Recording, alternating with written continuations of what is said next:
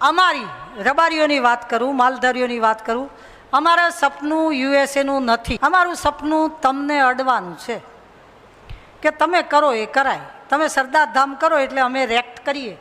તમે દીકરા ભણાવવામાં દાન આપો એટલે અમે એ કરીએ.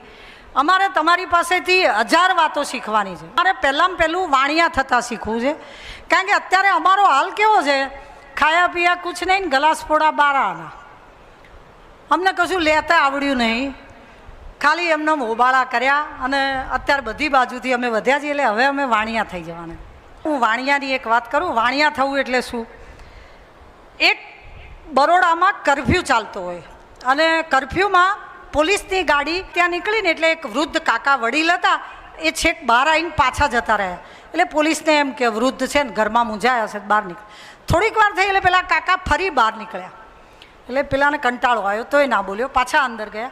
ત્રીજી વાર કાકા બહાર નીકળ્યા, ચોથી વાર બહાર નીકળ્યા એટલે પોલીસ ગુસ્સે થઈ ગઈ. કે ખબર પડે છે કે નહીં પડતી, ચલ બેહાડ દે અંદર. 2 પોલીસવાળાને મોકલ્યા ને કાકાને અંદર બેહાડ દીધા ગાડીમાં. લઈ લે કે માંડવી પોલીસ સ્ટેશનમાં બેહાડ દઈશું. ડોહો અખણો રહેતો નહીં, દોડ્યા કરે. છેક માંડવી આવવાનું થયું એટલે કાકા કે ભાઈ તમે મને લઈ જાઓ છો, પણ મારી દીકરીનું ઘર અહીંયા છે, હું કહેતો આવું કે મને પોલીસ લઈ જાય છે.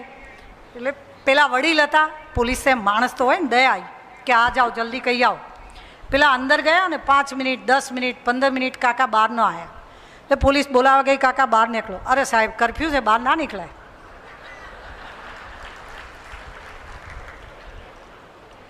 સરકારના ખર્ચે સરકારની ગાડીમાં કાયદો તોડી દીકરીની ખબર લેવા પોલીસના રક્ષણ સાથે જાય એ વાણિયા.